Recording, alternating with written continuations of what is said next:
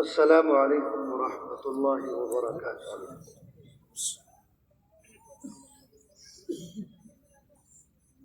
الحمد للہ نحمده ونستعینه ونستغفره ونؤمن به ونتوکل علیہ ونعوذ باللہ من شرور انفسنا ومن سیئات اعمالنا من يهده الله فلا مضل له ومن يضلله فلا هادي له ونشهد أن لا إله إلا الله وحده لا شريك له ونشهد أن سيدنا وسندنا ونبينا ومولانا محمدا عبده ورسوله وصلى الله تعالى على خير خلقه محمد وعلى آله وأصحابه أجمعين أما بعد عن أبي هريرة رضي الله تعالى عنه قال قال رسول الله صلى الله عليه وسلم آية المنافق الثلاث اذا حدث كذب واذا وعد اخلف واذا اؤتمن خان وفي رواية مسلم واذا خاصم فجر وفي رواية البخاري واذا عاهد غدر او كما قال عليه الصلاة والسلام۔ میں نے آپ کے سامنے بخاری اور مسلم شریف کی روایت پڑھی۔ اس روایت میں اللہ کے رسول صلی اللہ علیہ وسلم نے منافق کی 4 علامتیں بیان فرمائی ہیں۔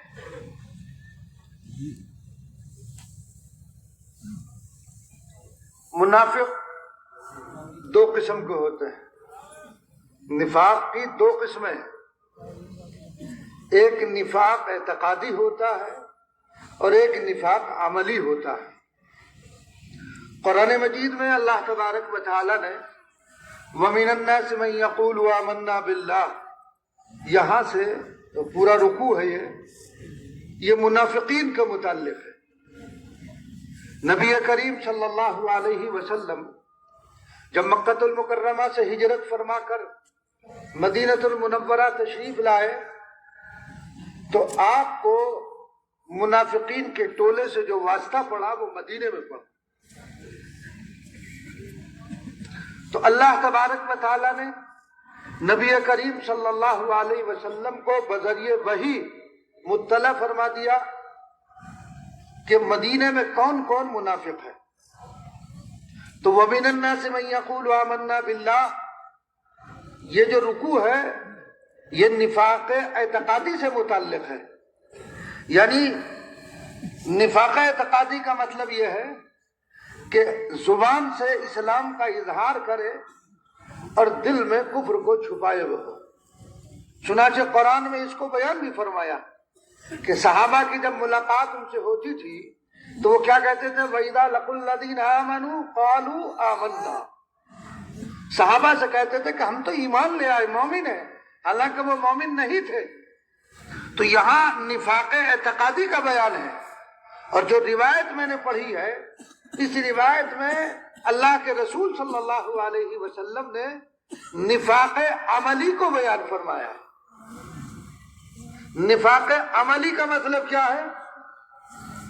التشبہ فی عاداتہم واخلاقہم واطوارہم وعاداتہم، جو منافقین ہیں ان کے ساتھ اخلاق، عادات، طور و طریق میں تشبہ۔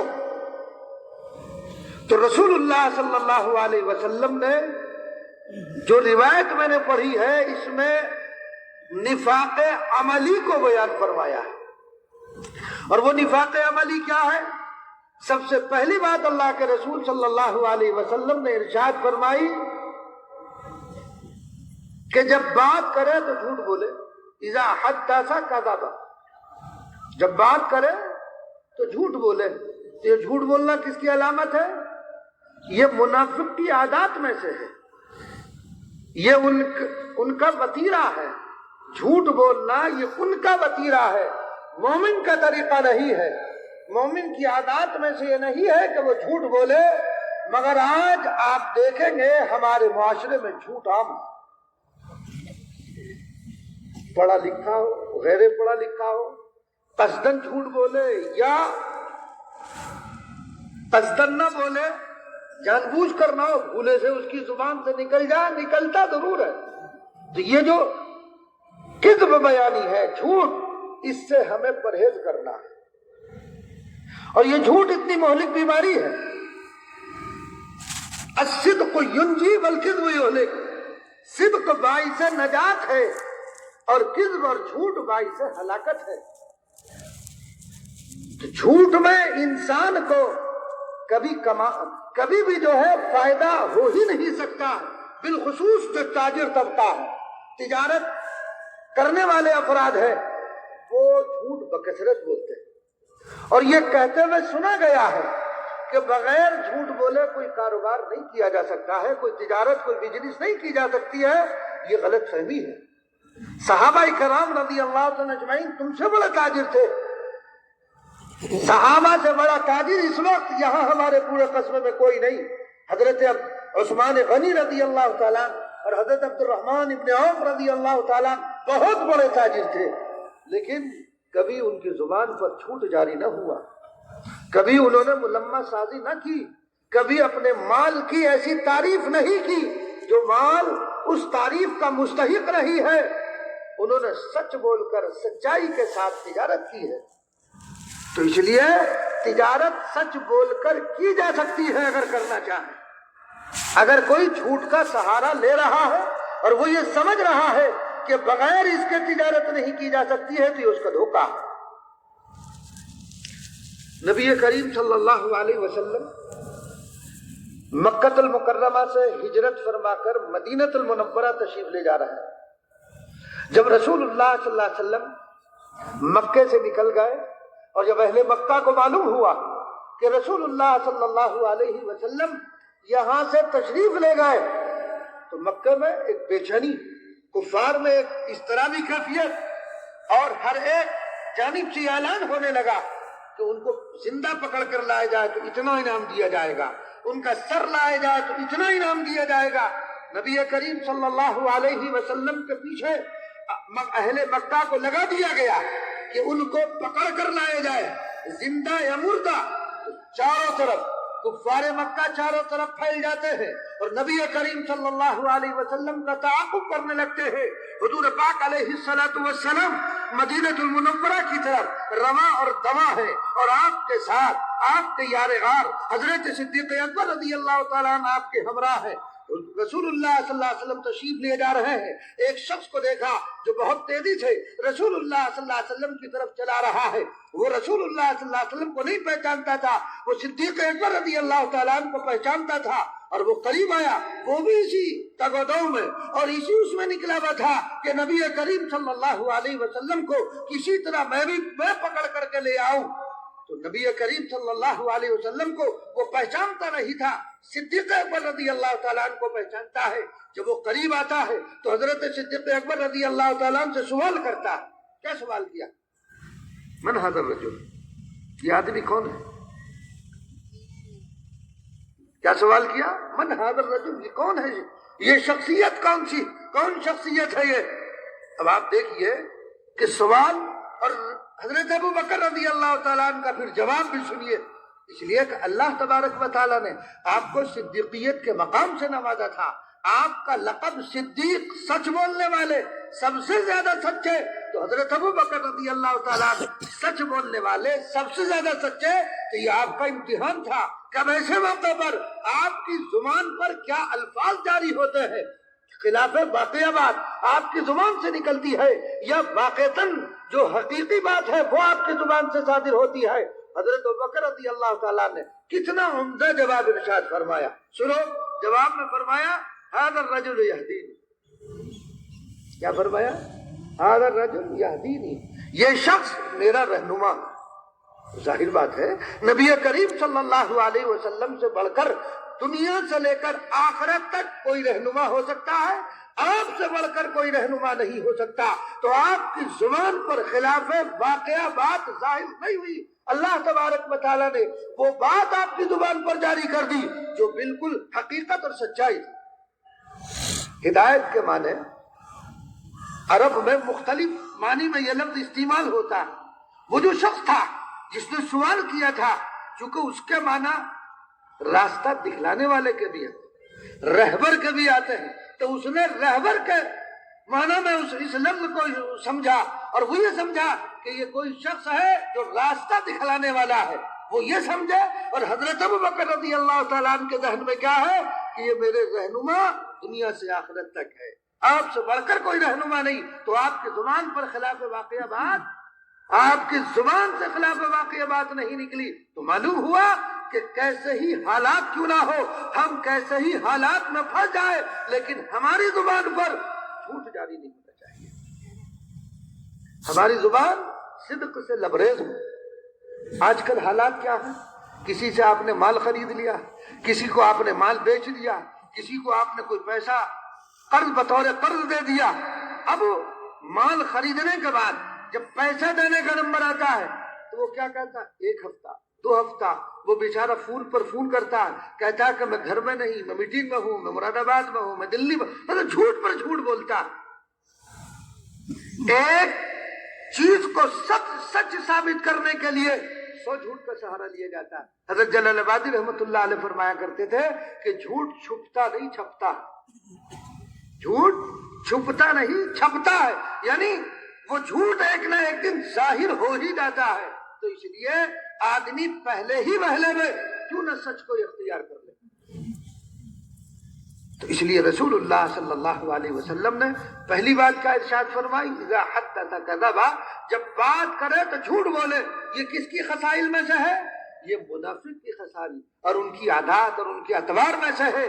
مومن سچا ہوتا ہے، سچ بولنے والا ہوتا ہے، مومن جھوٹ نہیں بولا کرتا۔ اور دوسری بات نبی کریم صلی اللہ علیہ وسلم نے ارشاد فرمائی، وَإِذَا وَعَدَ أَخْلَفَ، جب وعدہ کرے تو وعدہ خلافی کرے، جب وعدہ کرے تو وعدہ خلافی۔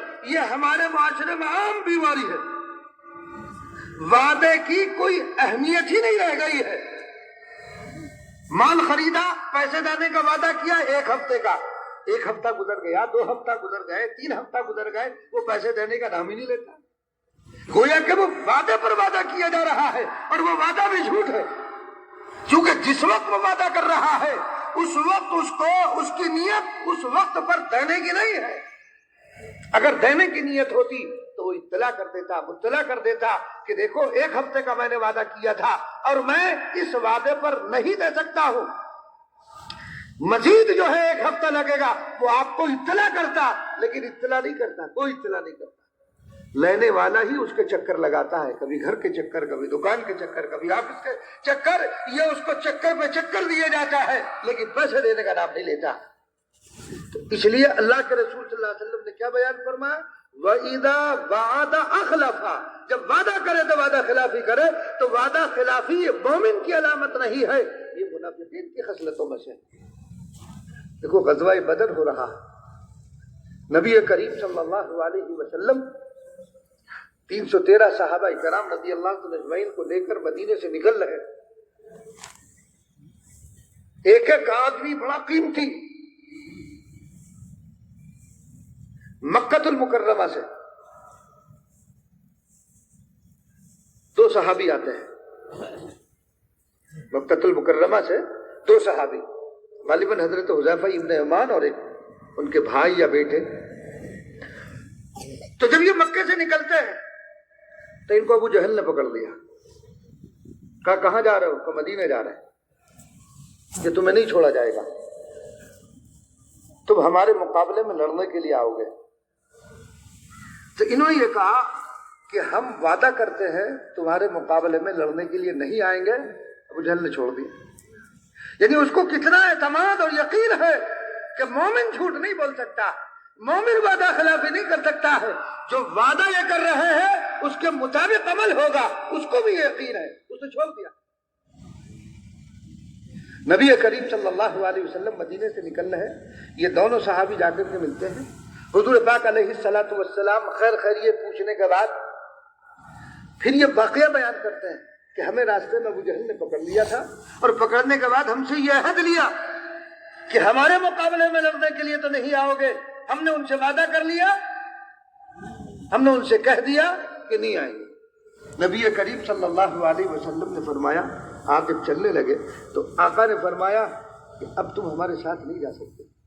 یعنی آپ اندازہ لگائیے اس وقت ایک ایک آدمی بڑا قیمتی، لیکن نبی کریم صلی اللہ علیہ وسلم نے کیا تعلیم دی، عملی طور پر کیا سمجھایا اور کیا بتایا کہ تم ان سے وعدہ کر کے آئے ہو۔ ہم کیا کہتے ہیں، آپ ان سے وعدہ کیا ہے، کوئی بات نہیں، ایسے وعدے تو بہت ہوتے رہتے ہیں۔ رسول اللہ صلی اللہ علیہ وسلم سے انہوں نے درخواست کی کہ حضور ہم بھی آپ کے ساتھ چلیں گے، آپ نے فرمایا تم وعدہ کر کے آئے ہو، تم ہمارے ساتھ نہیں جا سکتے ہو۔ چنانچہ رسول اللہ صلی اللہ علیہ وسلم ان دونوں صحابی کو ساتھ لے کر نہیں گئے، آپ نے منع فرما دیا۔ یہ ہے عہد کی پابندی، یہ ہے وعدے کی پابندی، اسے کہتے ہیں وعدہ، ایفائے وعدہ اسے کہتے ہیں۔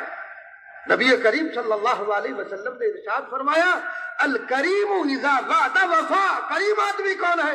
کریم آدمی وہ ہے جب وعدہ کرے تو اس کی پابندی کرے، ورنہ وہ آدمی جو وعدے کی پابندی نہ کرے وہ آدمی لئیم اور کمینے قسم کا آدمی ہے۔ یہ چیز جھوٹ ہمارے معاشرے میں عام ہوتا جا رہا ہے، وعدہ خلافی عام ہے اور اس کو کوئی گناہ نہیں سمجھتے ہیں۔ علامہ ابن نجیم رحمۃ اللہ علیہ کا ایک رسالہ ہے، انہوں نے اس میں قبائل کی فہرست شمار کی ہے، کبیرہ گناہ کیا کیا ہے، تو جھوٹ کو اور وعدہ خلافی کو قبائل میں شمار کیا۔ یہ کبیرہ گناہ ہے، بڑا گناہ ہے، لیکن آج ہمارے دلوں سے اس کی اہمیت نکل گئی ہے، عام ہو گیا ہے کہ وعدہ خلافی کوئی بات نہیں ہے، کر لو، وعدہ خلافی کرنے میں کوئی حرج نہیں۔ دیکھو تاریخ کا ایک واقعہ میں آپ کو سناؤں۔ حضرت امیر معاویہ رضی اللہ تعالیٰ ان کی روم سے جنگ جاری ہے، تو دونوں ملکوں میں معاہدہ ہوا کہ فلاں تاریخ تک ہماری جنگ بند رہے گی، ہم جنگ نہیں کریں گے، یہ وعدہ، یہ عہد ہوا۔ چنانچہ حضرت امیر معاویہ رضی اللہ تعالیٰ نے اپنی فوجوں کو حکم دیا کہ سرحد پر چلے جاؤ، جو ہمارا معاہدہ ہے، جو ہمارا وعدہ ہے، جب وہ وعدہ پورا ہو جائے اور اس روز جب سورج طلوع ہو جس میں ہمارا معاہدہ نہیں ہے، وہ معاہدے کی تاریخ گزر چکی ہے، اس کے بعد والا جب سورج طلوع ہو تو اس ملک پر حملہ کر دینا، دشمن بے خبر ہوگا اور ہم اپنے مشن میں کامیاب ہو جائیں گے۔ چنانچہ ایسے ہی ہوا، فوجوں کو سرحد پر ڈال دیا گیا، اور جب وہ معاہدہ جس تاریخ کا معاہدہ ہوا تھا وہ تاریخ جب گزر جاتی ہے اور اس کے اگلی جو تاریخ کا سورج طلوع ہوتا ہے جس میں ان کا معاہدہ باقی نہیں رہا، حضرت امیر معاویہ رضی اللہ تعالیٰ عنہ کی فوجیں دشمن کے ملک پر حملہ آور ہوتی ہے، دشمن بے خبر تھا اور اس ملک پر قبضہ کر لیتے ہیں، وہ ملک ان کے ہاتھ میں آ جاتا ہے۔ حضرت امیر معاویہ رضی اللہ تعالیٰ عنہ اس ملک کو فتح کیا، اس کے بعد آگے بڑھتے رہے، دیکھا کہ کوئی صاحب ہے جو بہت تیزی کے ساتھ جنہوں نے گھوڑے کو سر پر دوڑا رکھا ہے اور وہ آواز لگا رہے ہیں، یا امیر المومنین ٹھہر جائیے، یا امیر المومنین ٹھہر جائیے۔ جب وہ قریب آئے تو دیکھا تو حضرت عمرو بن ابسہ رضی اللہ تعالیٰ عنہ ہے، وہ قریب آ کر حضرت امیر معاویہ رضی اللہ تعالیٰ عنہ کے کہتے ہیں، اے امیر المومنین، مومن کا کام عہود کی پابندی ہے، مومن وعدے کو توڑا نہیں کرتا ہے، مومن وعدے کا پابند ہوا کرتا ہے۔ حضرت امیر معاویہ رضی اللہ تعالیٰ عنہ فرماتے ہیں، اے عمرو بن ابسہ، میں نے کون سے وعدے کو توڑا ہے، کون سے عہد کو میں نے توڑا ہے؟ حضرت امیر معاویہ رضی اللہ تعالیٰ عنہ فرماتے ہیں، جب حضرت عمرو بن ابسہ کہتے ہیں کہ آپ نے عہد کو توڑا ہے، عہد کی خلاف ورزی کی ہے، کہ مجھے ایسا محسوس ہوا جیسے کہ زمین میرے پیر کے تلے سے کھسک رہی ہو۔ کہا کہ میں نے کون سے عہد کو توڑا ہے، میں نے کون سا عہد کی خلاف ورزی کی ہے؟ حضرت عمرو بن ابسہ کہتے ہیں، ابو داؤد میں روایت موجود ہے، جا کر دیکھ سکتے ہیں۔ حضرت عمرو بن ابسہ کہتے ہیں، نبی کریم صلی اللہ علیہ وسلم کے الفاظ میرے کان میں آج بھی گونج رہے ہیں، آپ کی آواز آج بھی میرے کان میں گونج رہی ہے۔ آقا دو جہاں جناب محمد الرسول اللہ صلی اللہ علیہ وسلم نے ارشاد فرمایا، جب کسی سے معاہدہ کرو تو جب اس کو توڑو تو اس کو اطلاع کرو، اس کو چاہے وہ ختم بھی ہو گیا ہو، اس کی تاریخ بھی گزر گئی ہو، لیکن جب تک سامنے والے کو مطلع نہ کر دو تب تک اس پر حملہ آور مت ہو۔ حضرت امیر معاویہ رضی اللہ تعالیٰ عنہ نے عرض کیا، اے عمرو بن حفصہ، کیا باقی تم نے یہ بات رسول اللہ صلی اللہ علیہ وسلم سے سنی ہے؟ حضرت عمرو بن حفصہ بار بار کہہ رہے ہیں کہ آقا کی آواز میرے کان میں آج بھی گونج رہی ہے۔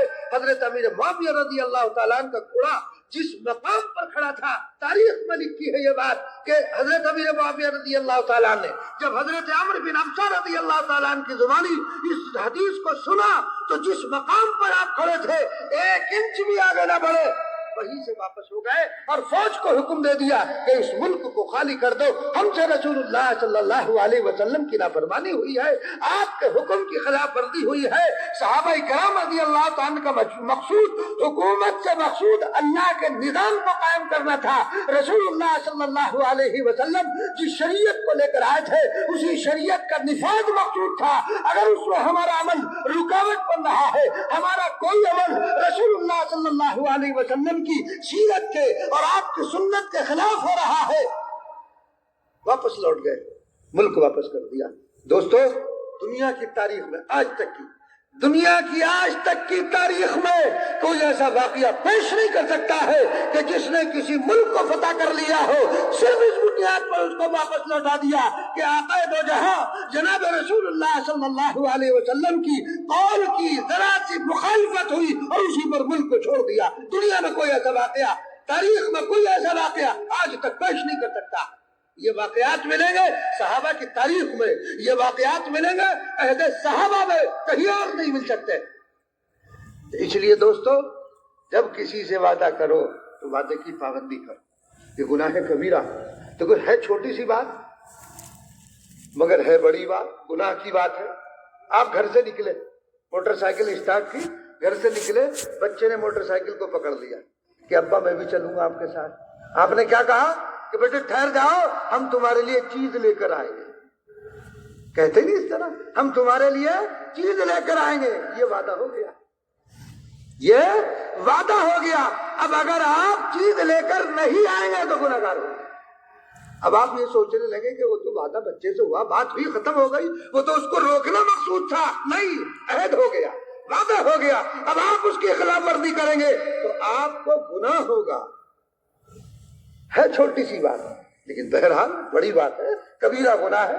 تو اس لیے دوستو، جب کسی سے معاہدہ کرو، اول تو معاہدہ نہ کرو، وعدہ نہ کرو، لیکن اگر آپ نے وعدہ کر لیا تو وعدہ کرنے کے بعد اب اس کو پورا کرو۔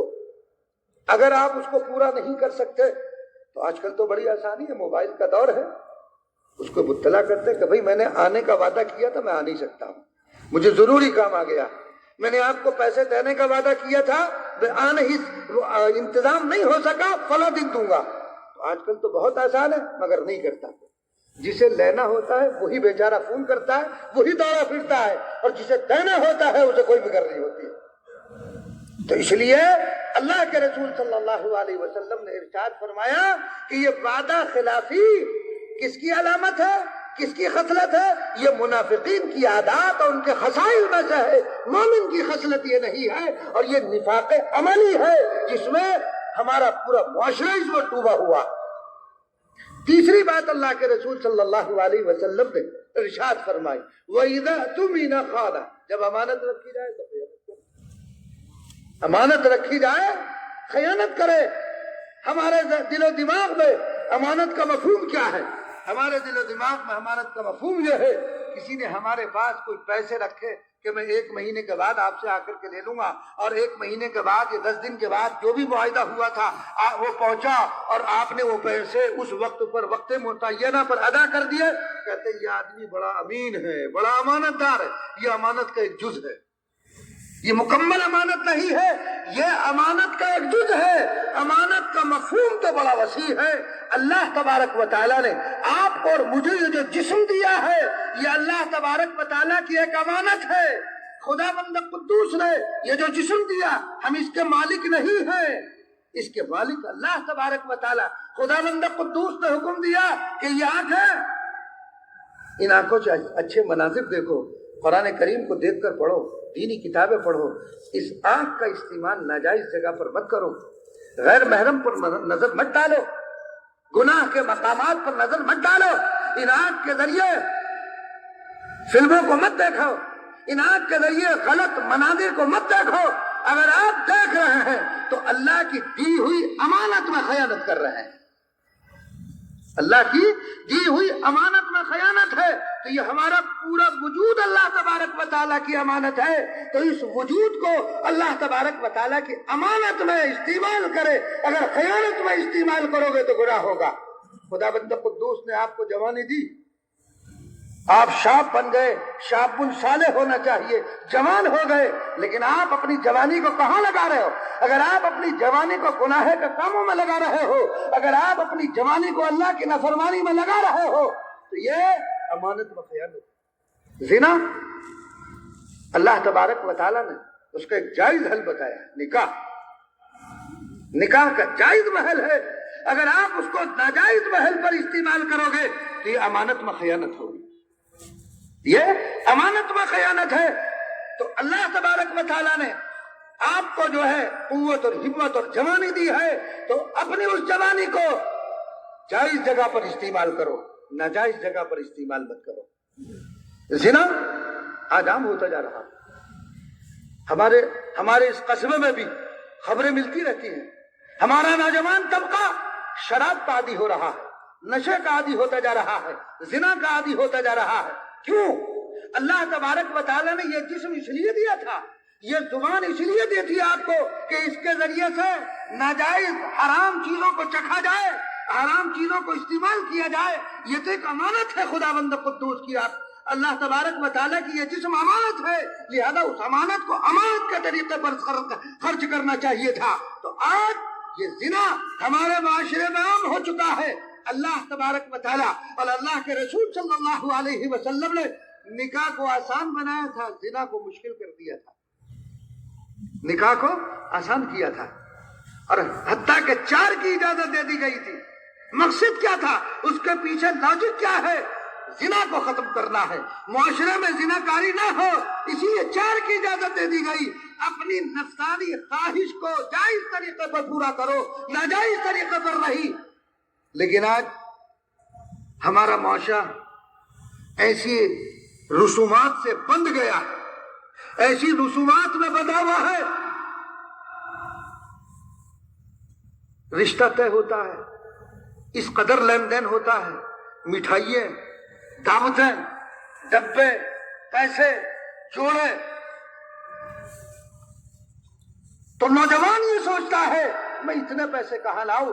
آج زنا کرنے کے لیے دروازے چوپٹ کھلے ہوئے ہیں، چند سکوں میں آج آدمی اپنی نفسانی خواہش کو پورا کر رہا ہے۔ وہ یہ سوچ رہا ہے نہ میرے پاس اتنے زیور کا انتظام ہوگا، ان رسومات کے لیے اتنے جوڑے چاہیے، اتنے سارے چیزیں چاہیے، میرے پاس اتنا انتظام نہیں ہے۔ وہ زناکاری کی طرف جا رہا ہے۔ تو ہمارے قصبے کا نوجوان آج زنا کی طرف جا رہا ہے۔ اور یہ ہوا کیوں ہے؟ اس لیے ہوا کہ اللہ تبارک و تعالیٰ نے جو جسم جو اللہ کی امانت تھی، ہم نے اس کے اندر خیانت شروع کر دی ہے۔ بھئی اللہ نے حکم دیا تھا کہ اس کا استعمال جائز مقام پر ہو، ناجائز پر کیا تو امانت میں خیانت رہی۔ نگاہ نظر دی اللہ نے کہ اس کا جائز استعمال ہو، آپ کہاں استعمال کر رہے ہیں؟ غیر محرموں پر نظر ڈالی جا رہی ہے۔ رات میں بیٹھ کر لڑکے اور لڑکی چیٹ کھیل رہے ہیں، ہے نا، واٹس ایپ پر، فیس بک پر میسج ایک دوسرے کو بھیجے جا رہا ہے، رابطے قائم کیے جا رہے ہیں۔ پہلے تو بہت مشکل سے کبھی کوئی واقعہ سننے کو ملا ہوگا، آپ نے اگر پہلے سنا ہوگا، لیکن جب سے یہ موبائل آیا ہے ساری چیزیں، ساری سرحدیں اس موبائل نے توڑ دی ہے۔ ساری سرحدوں کو پار کر دیا گیا اور وہ تمام تعلقات اس کے ذریعے سے ہوتے ہیں، حتیٰ کہ پھر اسی کے ذریعے سے وہ جسمانی تعلق بھی بن جاتا ہے۔ تو جو اللہ کی دی ہوئی امانت تھی کہ اللہ تبارک و تعالیٰ نے نگاہ پورے جسم کو اللہ کی اطاعت اور فرما برداری پر صرف کرنا چاہیے تھا، وہ طاقت کہاں استعمال ہو رہی ہے، وہ جسم کہاں استعمال ہو رہا ہے، اللہ کی نافرمانی میں استعمال ہو رہا۔ یہ ہاتھ کس لیے دیے تھے اللہ تبارک و تعالیٰ نے؟ اللہ نے اس لیے نہیں دیا کہ ان ہاتھوں کے ذریعے سے جوا کھیلا جائے، ان ہاتھوں کے ذریعے سے تاش کھیلے جائے، یہ اللہ کی نافرمانی نہیں ہے۔ ان ہاتھوں کا استعمال جہاں ہونا چاہیے تھا تو امانت میں خیانت ہو رہی ہے کہ نہیں ہو رہی؟ پیر اللہ تبارک و تعالیٰ نے آپ کو دیے، ان پیروں کا استعمال کہاں ہونا چاہیے تھا؟ مسجد کی طرف جاؤ، نیک کاموں کی طرف ان سے چل کر کے جاؤ، لیکن اگر آپ ان پیروں کا استعمال زنا کرنے کے لیے جا رہے ہیں، آپ کا یہ قدم جوا کھیلنے کے لیے اٹھ رہا ہے، آپ کا یہ پیر جو ہے وہ سٹا کھیلنے کے لیے اٹھ رہا ہے، آپ ان ہاتھوں سے جو ہے جوا اور سٹے کو کھیل رہے ہیں، تو دوستو یہ اللہ کی دی ہوئی امانت میں خیانت نہیں ہے؟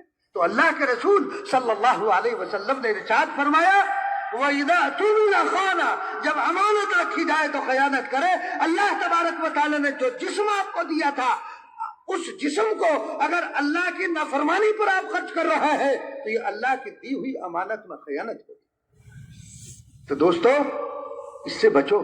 دیکھو علامات قیامت میں بہت ساری علامتیں رسول اللہ صلی اللہ علیہ وسلم نے بیان فرمائی، ان میں ایک بڑی علامتوں میں ایک علامت یہ بھی ہے کہ معاشرے میں زنا عام ہو جائے گا، معاشرے میں زنا عام ہو جائے گا، اور وہ ہوتا جا رہا ہے۔ اور ایک زنا ذہنی ہوتا ہے، ایک زنا کی ایک قسم ذہنی کہ دماغ اسی طرف چل رہا ہے، وہی دماغ میں خیالات لائے جا رہے ہیں، یہ زنا ذہنی ہے۔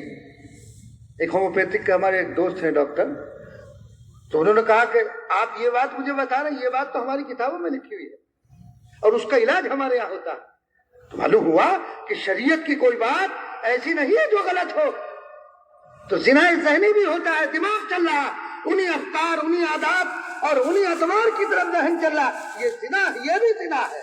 آدمی سوچ رہا ہے، رات کو بستر پر لیٹ کر جو موبائل میں دیکھا وہ ذہن میں وہ اسکرین اس کے گھومتی رہتی ہے۔ تو اس لیے دوستو زنا سے اپنی اولادوں کو بچاؤ، یہ بہت بڑا گناہ ہے، علامات قیامت میں سے ہے، اللہ تبارک و تعالیٰ کا قہر واقع ہو جاتا ہے۔ تو اس لیے ہمارے معاشرے میں جو پھیلی ہوئی رسومات ہے، ہم ان رسومات اور خرافات کو ختم کریں۔ کون ختم کرے گا؟ کوئی فرشتہ آسمان سے ان کو ختم کرنے کے لیے نازل نہیں ہوگا، آپ کو اور ہم کو مل کر ہی ختم کرنا ہوگا۔ ہم عہد کر لیں کہ یہ نہیں کرنا ہے، مگر دیکھ میں یہ رہا ہوں کہ جتنے بیانات ہو رہے ہیں، علماء بیانات کر رہے ہیں، رسومات کے خلاف بول رہے ہیں، مگر ہمارے قصبہ اٹارنے میں اتنی ہی رسومات بڑھتی جا رہی ہیں۔ ہر دن ایک نئی رسم ہے، ہر دن ایک نئی رسم ہے، کچھ نہ کچھ نیا ہونا چاہیے نا۔ آج کا نوجوان کیا کہتا ہے؟ ارے کچھ نیا ہونا چاہیے۔ اب یہ بھی تو دیکھو کہ شریعت کے مطابق بھی ہے کہ نہیں، یہ شریعت کے خلاف تو نہیں ہے، یہ نہیں دیکھتے۔ تو اس لیے دوستو ان رسومات سے ہم سب کو بچنا چاہیے، اور یہ مہلک بیماریاں ہیں، یہ ہمارے پورے معاشرے کو تباہ کر دیں گے اور کر دیا۔ آپ دیکھ رہے ہیں، آپ مجھ سے زیادہ واقف آپ یہاں رہتے ہیں، ہمارے نوجوانوں کا چال چلن آپ دیکھ لیجئے کیا ہے ہمارے قصبے میں۔ ہمارے نوجوان کا چال چلن، جہاں چند پیسے اس کے پاس آئے بس وہ عیاشی اور مکاری کی طرف دوڑتا ہے، وہ فحاشیوں کی طرف دوڑتا ہے، صرف کھانا کھانے کے لیے، صرف کھانا کھانے کے لیے۔ کہاں جا رہے ہیں؟ صاحب آج مراد آباد جا رہے ہیں، آج فلاں جگہ جا رہے ہیں، آج فلاں جگہ جا رہے ہیں۔ کیوں جا رہے ہیں؟ کھانا کھانے جا رہے ہیں، وہاں صاحب بہترین کھانے ملتے ہیں۔ ارے اللہ نے پیسہ دیا ہے، پیسے کو برباد کیوں کر رہا ہو؟ گھر بنا کر کھا لو نا۔ مگر نہیں، یہ نوجوان جب اس کے پاس پیسہ آیا اور جوانی بھی ہو تو یہ جوانی کے نشے میں ہر وہ کام کرتا ہے جس کی اللہ اور اللہ کے رسول صلی اللہ علیہ وسلم نے اجازت نہیں دی۔ تو تیسری علامت کیا بیان کی گئی؟ وَإِذَا اؤْتُمِنَ خَانَ، جب امانت رکھی جائے تو خیانت کرے۔ مجلس سے بھی امانت ہوا کرتی، اللہ کے رسول صلی اللہ علیہ وسلم نے فرمایا المجالس بالامانہ، مجلس میں امانت ہوا کرتی ہے۔ اگر کوئی بات کسی مجلس میں ہو رہی ہے اور انداز سے آپ کو یہ بات معلوم ہو جائے کہ یہ بات باہر جا کر نقل نہیں کر لی، کسی سے نہیں کہنا ہے، یہ بھی امانت ہے۔ کسی دوست نے آپ کو کوئی راز کی بات بتلا دی، وہ بھی امانت ہے، اس کو کسی اور سے مت کہو۔ آپ کو اگر رازدار بنایا ہے تو رازدار بنانے کا مطلب یہ نہیں ہے کہ آپ اس کے راز کا افشا کرتے پھریں، آپ سرعام اس کے راز کو بیان کرتے پھریں اور اس چیز کو اچھالتے پھریں، نہیں، اس کی اجازت نہیں ہے۔ میں نے پہلے بھی ایک روایت سنائی تھی، یاد رکھو، اگر کسی میں کوئی عیب ہے اور آپ نے اس عیب کو اچھالا، آپ نے اس عیب کو مشتہر کیا، تو تفسیر قرطبی میں روایت موجود ہے، اللہ کے رسول صلی اللہ علیہ وسلم نے ارشاد فرمایا، اگر کوئی شخص کسی کے عیب کو مشتہر کرے گا، لوگوں میں پھیلائے گا، ہر چوراہے پر اس کو بیان کرے گا، تو جب تک وہ بیان کرنے والا، وہ مشتہر کرنے والا، وہ لوگوں کو مطلع کرنے والا، اس بات کو پھیلانے والا خود اس میں مبتلا نہیں ہو جائے گا، انتقال نہیں، جب تک خود اس میں مبتلا نہیں ہو جائے گا تب تک اس کی موت نہیں آئے گی۔ اس لیے اگر کسی نے آپ کو کوئی ایسی راز کی بات بتا دی جس کو باہر نہیں بتانا تھا، جو اس کی عزت سے متعلق بات تھی، جو اس کے کردار سے متعلق بات تھی، تو دوستو اس کو مشتہر مت کرو، اس کو راز رکھو۔ تو یہ بھی امانت میں داخل ہے۔ تو امانت میں خیانت ہے کسی کے راز کا افشا کرنا، امانت میں خیانت ہے کسی خاص مجلس کی بات کو باہر نقل کرنا، امانت میں خیانت ہے کہ اللہ نے جو جسم دیا ہے اس جسم کو اللہ تبارک و تعالیٰ کی نافرمانی پر لگانا۔ تین باتیں ہو گئی، چوتھی بات وَإِذَا خَاصَمَ فَجَرَ، رسول اللہ صلی اللہ علیہ وسلم نے ارشاد فرمایا جب لڑائی جھگڑا کرے تو گالم گلوچ پر اتر آئے۔ یہ کس کی عادت ہے؟ یہ خصلت ہے منافق کی، یہ عادات میں سے ہے منافقین کے، لیکن یہ چیز آج ہمارے معاشرے میں پائی جاتی ہے۔ ہمارے معاشرے میں وَإِذَا خَاصَمَ فَجَرَ، جب لڑائی جھگڑا کرے تو گالم گلوچ پر اتر آئے۔ ہمارے چھوٹے چھوٹے بچے آپ گلیوں سے جب گزریں گے ایسی ایسی گالیاں بکتے ہیں، کانوں نے خود سنی ایسی ایسی گالیاں جو ہم نے کبھی سنی بھی نہیں، اور ایسی ایسی گالیاں جو آپ کو کسی ڈکشنری میں نہ ملے۔ یہ ہمارے چھوٹے چھوٹے بچے، کیا ہم یہ تعلیم دے رہے ہیں اپنے بچوں کو؟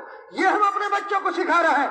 اور بچوں کا حال ہی نہیں، بچوں میں منتقل کہاں سے ہوا؟ بڑوں میں سے کیا ہوا؟ آپ نے فرمایا وَإِذَا خَاصَمَ، لڑائی جھگڑا مومن نہیں کرتا ہے، یہ خصلت ہے منافق کی، یہ خصلت ہے منافقین کی۔ لیکن کیا خصلت ہے؟ جب وہ لڑائی جھگڑا کرتے ہیں تو گالم گلوچ پر اتر آتے ہیں۔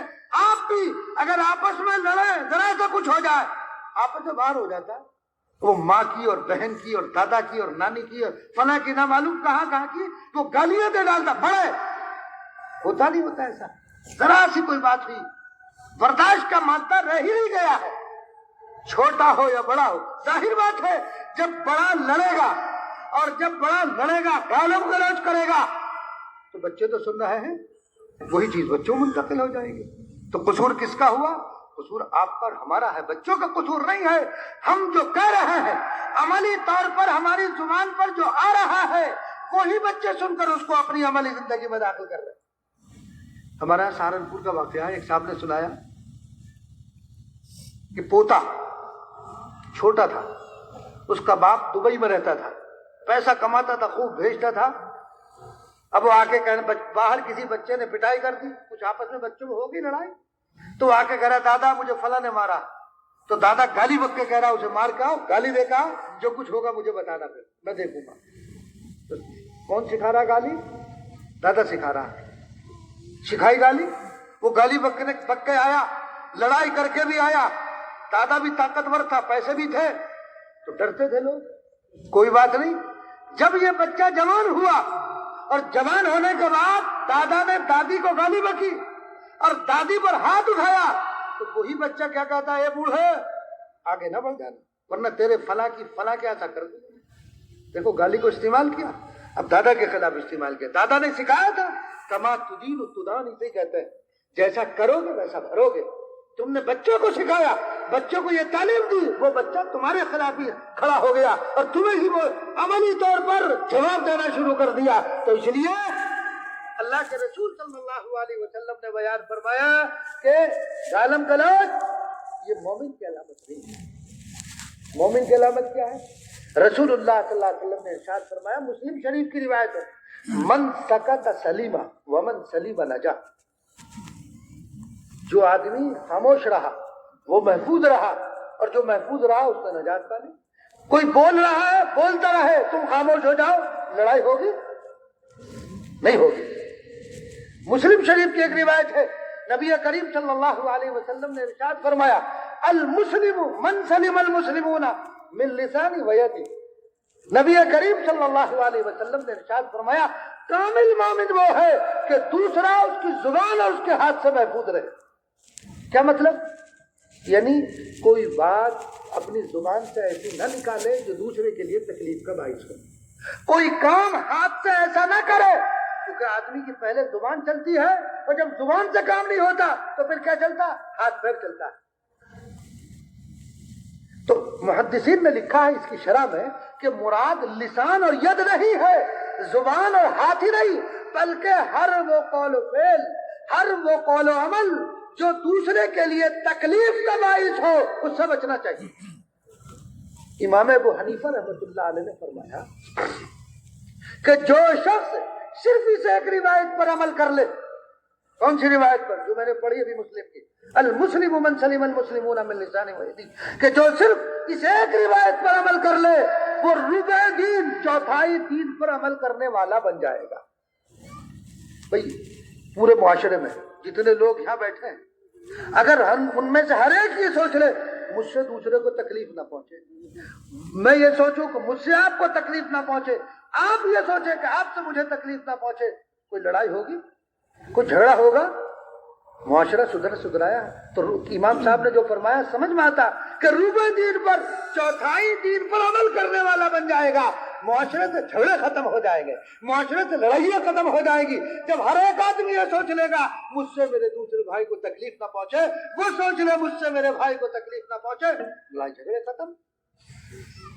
تو اس لیے مومن جھگڑالو نہیں ہوتا، مومن جھگڑا کرنے والا نہیں ہوتا۔ دیکھو اس کے تو نام میں ہی مسلم کہیں سے بنا ہے، مسلم جو سلامتی کا پیغام دینے والا، مومن جو امن کا پیغام دینے والا۔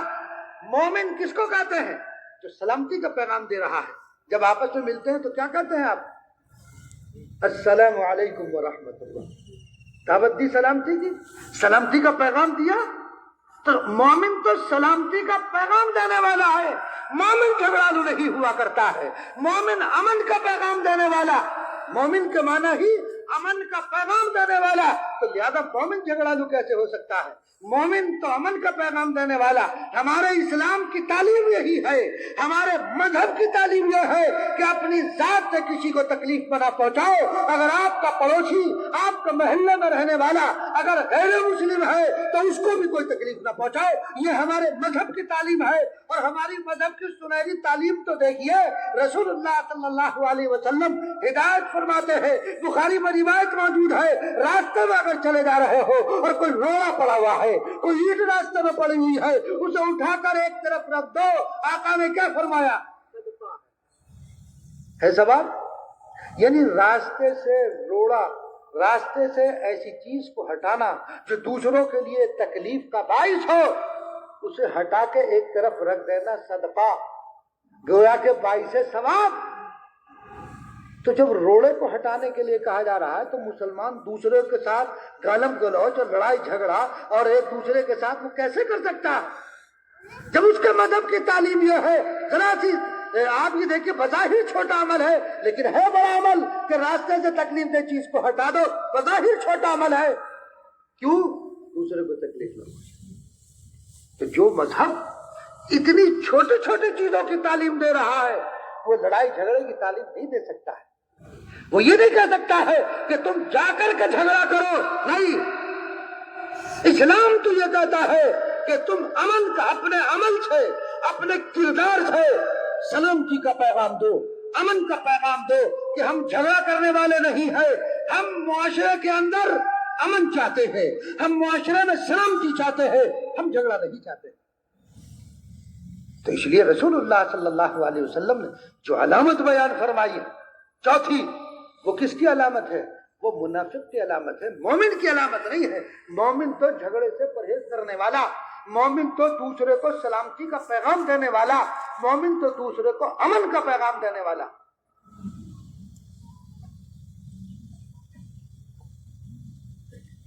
پرچی بھیجی کیا ہے دیکھیں۔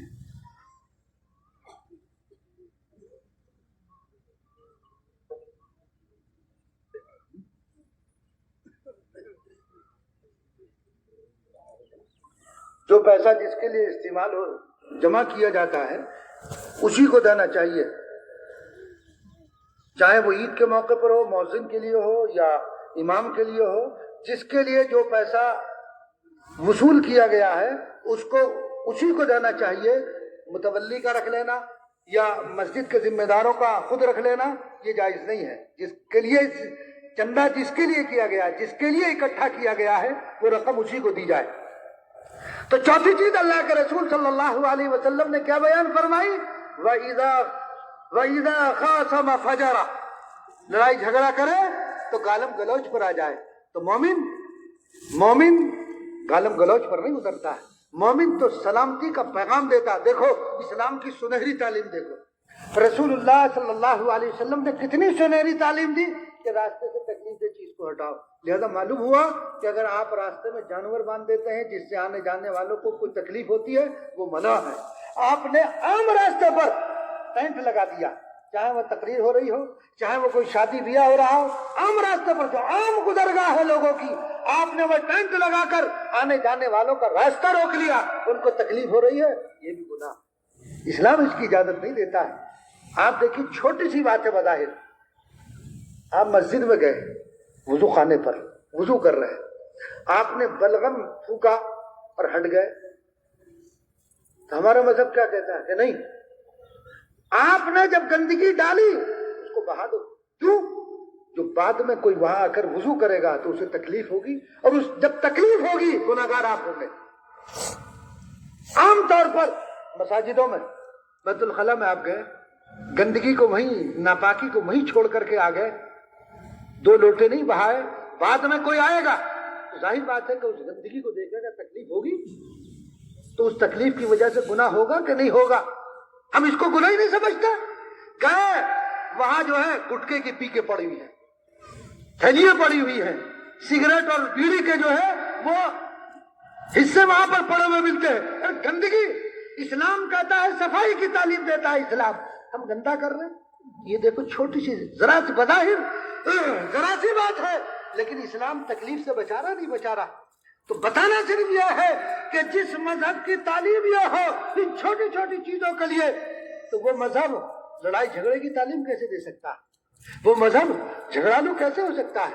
نبی کریم صلی اللہ علیہ وسلم کے پاس ایک شخص آیا،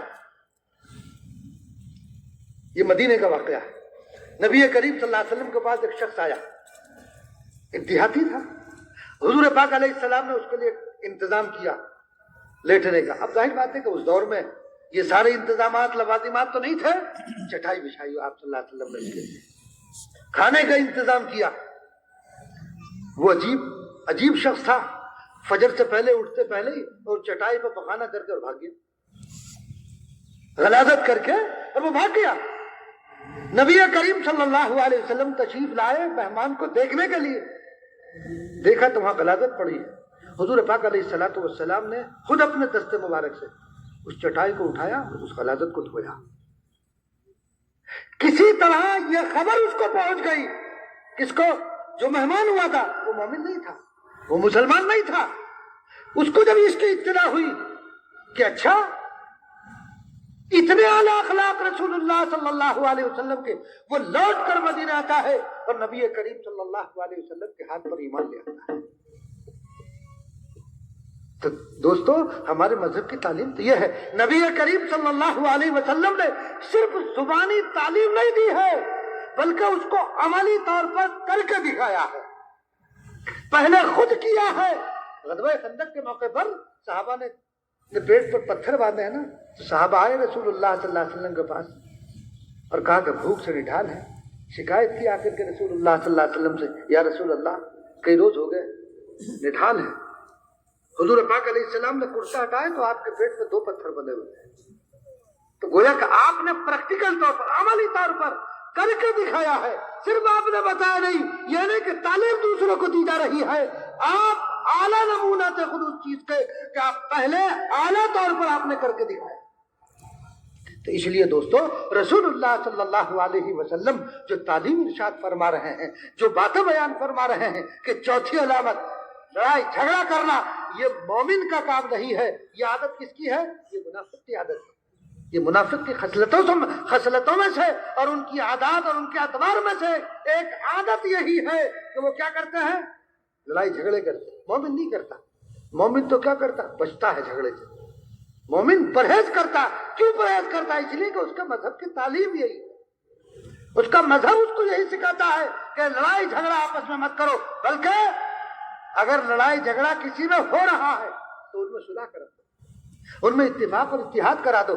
چنانچہ آپ نے دیکھا ہوگا ہمارے ہاں بھی کسی میں اگر اختلاف ہوتا ہے بیاہ شادی کے موقع پر اس کو جو ہے شریک کرنے کے لیے پنچایتیں بیٹھائی جاتی ہیں کہ آپس میں صلح ہو جائے، ایک دوسرے کے گلے مل جائیں، ایک دوسرے کی رشتہ داریوں میں، ایک دوسرے کی خوشیوں میں شامل ہو جائے. ہوتا کہ نہیں ہوتا؟ تو اسلام تو اس کی تعلیم دیتا ہے، اسلام لڑائی جھگڑا نہیں سکھاتا. تو اس لیے دوستو 4 باتیں میں نے آپ کے سامنے بیان کی ہیں. نمبر 1 جھوٹ بولنا، نمبر 2 وعدہ خلافی کرنا، نمبر 3 امانت میں خیانت کرنا، اور نمبر 4 جھگڑا کرنا. یاد ہو گئی چاروں چیزیں کہ نہیں؟ تو یہ 4 چیزیں، یہ علامت کس کی ہے؟ جھوٹ بولنا، وعدہ خلافی کرنا، امانت میں خیانت اور جھگڑا کرنا. یہ کس کی علامت ہے؟ یہ علامت ہے منافقین کی. مومن کو کیسا ہونا چاہیے؟ سچ بولنے والا، وعدے کی پابندی کرنے والا، امین، امانت دار اور لڑائی جھگڑے سے پرہیز کرنے والا. تو کرو گے؟ کرو گے انشاءاللہ؟ ہاں. کبھی جھوٹ مت بولنا، کبھی وعدہ خلافی مت کرنا، کبھی امانت میں خیانت مت کرنا، اور کبھی لڑائی جھگڑا مت کرنا، اس کے قریب بھی مت جانا. اس لیے کہ مومن جو ہے وہ سلامتی کا پیغام ایک دوسرے کو دیتا ہے.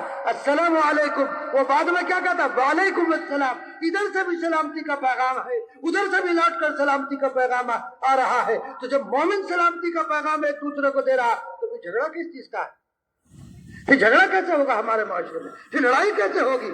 تو لڑائی نہیں ہوگی. تو اس لیے دوستو ہم اپنے دلوں سے قدورتوں کو دور کریں. ہم اپنے دلوں سے، دلوں کے اندر جو بغض اور عداوتیں ہیں ان عداوتوں کو نکالیں. تو 4 چیزوں پر عمل کرنا ہے انشاءاللہ آج سے. اگر اب تک تھا تو بہت اچھی بات ہے، اگر نہیں تھا تو آج سے یہ عہد کریں کہ ہم ان 4 چیزوں کو چھوڑ دیں گے. جھوٹ کو بھی چھوڑیں گے، وعدہ خلافی کو بھی چھوڑیں گے، خیانت کو بھی چھوڑیں گے، اور لڑائی جھگڑے کو بھی چھوڑ دیں گے. ہم سچے بنیں گے، ہم امین بنیں گے، ہم عہد کے پابند بنیں گے، ہم لڑائی جھگڑے سے پرہیز کرنے والے کریں گے نا انشاءاللہ. اب آخر میں ایک بات یہ عرض کرنی تھی کہ آپ کا عیدگاہ ماشاءاللہ بہت وسیع ہو چکا ہے اور اس کی جو ضروریات ہیں وہ سب آپ کے سامنے ہیں. تو اس لیے میری آپ حضرات سے گزارش ہے کہ اس کی جو بھی ضروریات ہیں ظاہر بات ہے کہ وہ کون پورا کرے گا؟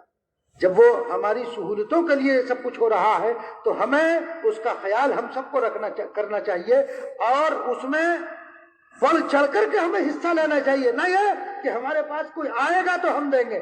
ہمیں چاہیے کہ ہم خود بخود اس میں حصہ لیں، اس لیے کہ ہماری ضرورت کے لیے جو ہماری پوری بستی کی ضرورت میں بستا ہے اور اس سے ایک سہولت پیدا ہو رہی ہے تو ہمیں اس سہولت میں خود حصہ لینا چاہیے. چاہے کہ وہ آپ کے گھروں پر پہنچے یا آپ سے چندے کے لیے کہیں. تو اس لیے میری آپ سب حضرات سے گزارش ہے کہ آپ اس کام میں جتنا کام باقی رہ گیا اس میں بڑھ چڑھ کر حصہ لینے کی کوشش کریں. دوسری بات صدقۃ الفطر سے متعلق.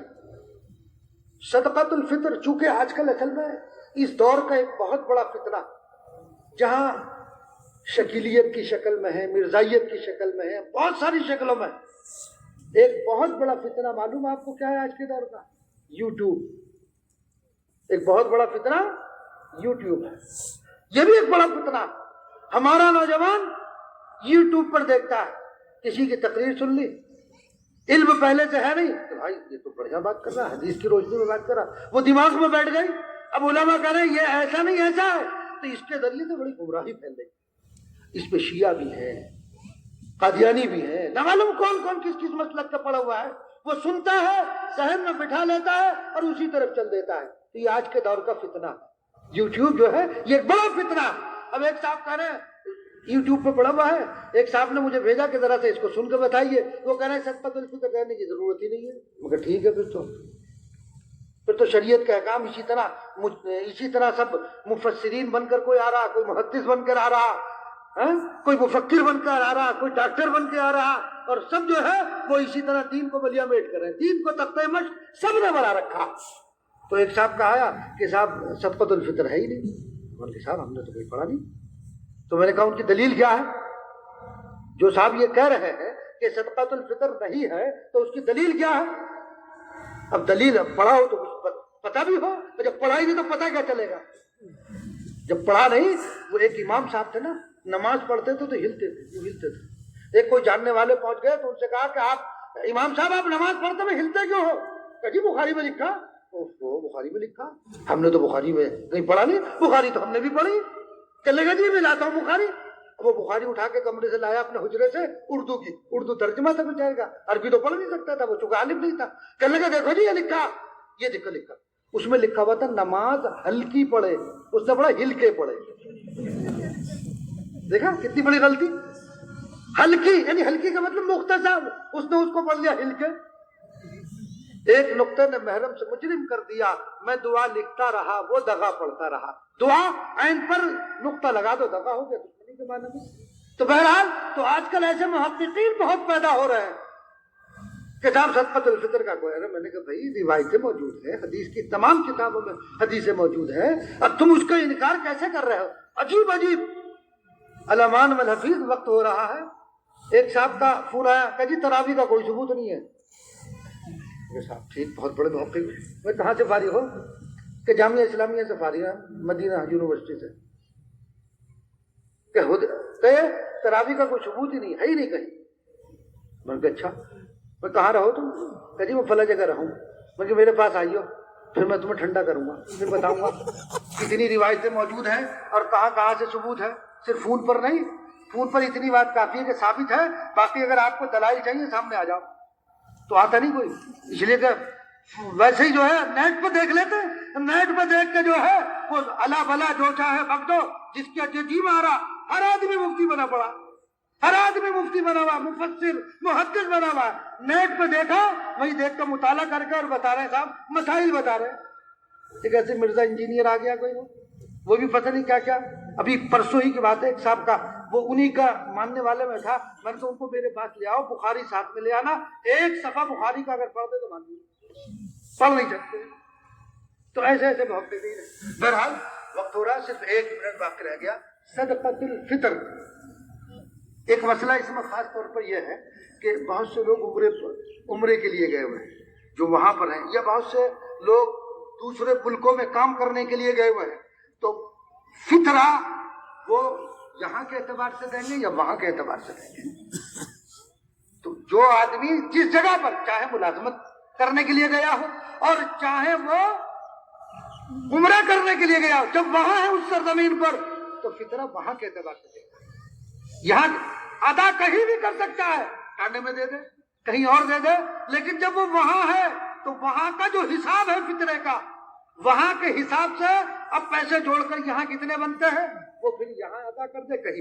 ادا کہیں بھی کیا جا سکتا ہے، لیکن جس جگہ پر آدمی موجود ہے حساب وہاں کے اعتبار سے لگے گا. بالغ کا نصاب وہی ہے جو زکوٰۃ کا نصاب ہے، اور جو نابالغ بچے ہیں اس کا بھی فطرہ دیا جائے گا. اس کا جو ہے والد کے ذمہ ہے اگر وہ صاحب نصاب ہے تب، ورنہ جو ہے. اور دیا کس کو جائے؟ جو زکوٰۃ کے مستحقین ہے انہیں کو اس کو دیا جائے. نماز سے پہلے نکال دینا بہتر ہے، اور نماز کے بعد اگر کسی نے نماز سے پہلے نہیں نکالا بعد میں بھی نکال سکتا ہے، جائز ہے. رمضان سے پہلے جائز، رمضان شروع ہو جائے. ہاں یہ بھی ایک پہل چھڑی ہوئی ہے کہ صاحب ایک صاحب کا فون آیا، کہنے لگے اگر عید سے پہلے فطرہ دے دیا رمضان میں کسی نے تو فطرہ ہی ادا نہیں ہونے کا. ایک تو فطرے کا انکار کر رہا تھا، ایک کہہ رہا کہ رمضان میں دے گا تو رمضان میں ادا نہیں ہوگا. بہرحال عجیب عجیب ہر قسم کے لوگ ہیں. اللہ تبارک و تعالیٰ آپ کی ہم سب کی حفاظت فرمائے اور علم صحیح ہم سب کو عطا فرمائے اور ہمیں صحیح معلومات فراہم کرنے کی توفیق عطا فرمائے. لوگ کھڑے ہو جائیں اور جو مکبرین ہیں وہ اپنی جگہ پر چوکس رہیں.